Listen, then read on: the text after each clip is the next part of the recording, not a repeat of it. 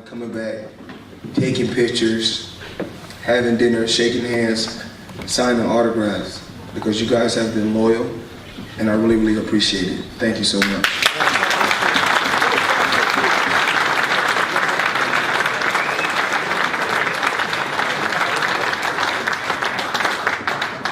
Floyd, welcome to Stoke-on-Trent. I'd like to go back into your career.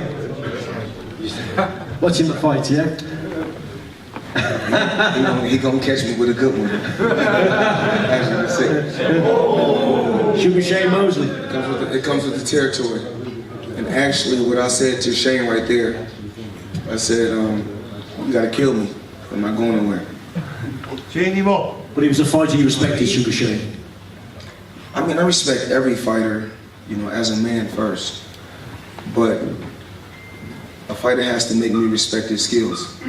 Sugar Shane Mosley is a hell of a fighter. You know, competing at the best. You're gonna get hit with good shots. But I feel like a true champion can adapt to anything, can adapt to any environment. Was the sport of boxing, was it always for you, Floyd? I mean, you were born in Michigan, and then you moved to New Jersey. Yes. And although you're a very wealthy man now, it was tough as a kid, wasn't it? I read somewhere there was no electricity once in your house. Yes, well, when I lived in Jersey, I stayed in the projects. We lived, 7 people lived in a 1-bedroom. No hot water. Mother on drugs. But I kept believing. My dad got shot before. My uncle shot my dad. My mother brother shot my dad when I was a kid. My dad lifted me up and was holding me, and he had got shot by my uncle. One of my aunties died of AIDS. Had another auntie died of an overdose in my home. And the same guy that shot my father, my uncle, he died in my home also. So, you know, I've been through a lot, you know, even within the last few years. My best friend was on FaceTime and committed murder and killed himself also.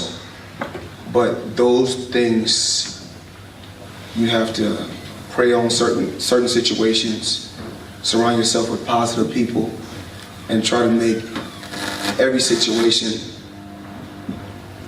a good situation, even if it's bad. You try to live stress-free so you can live a long time. Someone who was very positive in your life, in your early life, was your grandmother. Yes. Is it true that she was the first to see something in you as regards to a boxing career, maybe? Well, I always, of course, I wanted to, you know, in my neighborhood, you know, what I looked up to, of course, when you're a kid, is the hustlers, the drug dealers, because that's what you see every day. You know, they got the nice cars, the nice jewelry, and you see they have all the cash, and they have all the pretty women. And so, and that's what I wanted. You know, I wanted those things, but something told me, you know, just have patience. You know, have patience. Everything takes time, and even like in the sport of boxing, I knew if I took my time, eventually I get to where I have to get to. But you know, you can't rush. I feel like when you rush, you tend to stumble. When you take your time, you're able to go out there and get the job done the right way. No different from, you know, when I was watching the film, when Shane Mosley hit me with the shot, I took my time, I kept my composure. When I went back to the corner, I said, you know, it's okay. It's only the second round. We still have 10 more rounds to go. And my mentality is, you know, I will always find a way to win. No matter how I win, I'll find a way to win. But my grandmother, she's such a strong individual. She's a very, very strong lady. Never wanted me to work a 9-to-5 job. She never wanted me to work a 9-to-5 job. All she wanted me to do is focus on my craft, focus on the art of boxing, and she wanted me to just, every day she wanted me at the boxing gym. Get to the gym, do what you have to do. And it's crazy that every day when I used to go to school, I come home, and I always talk about the story. It's time to do homework.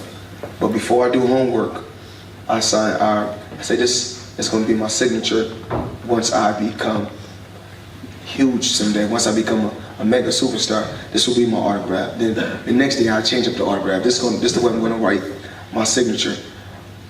And my grandmother, she's still living, still walking, still strong. She's close to 90. And she was at my 40th birthday party last week. Yeah, perfect.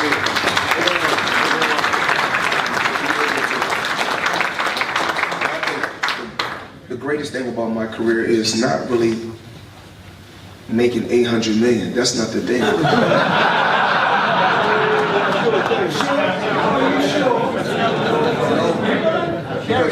This is what we talk about. I talk about this with my two closest friends in this room, Ricky Brazil and James McNair. Rick, put your hands up. That's Ricky Brazil. New York Yankee hat on. He's supposed to have a TMT hat on, but the guy with the New York Yankee hat on, James McNair. This is something that we always talk about.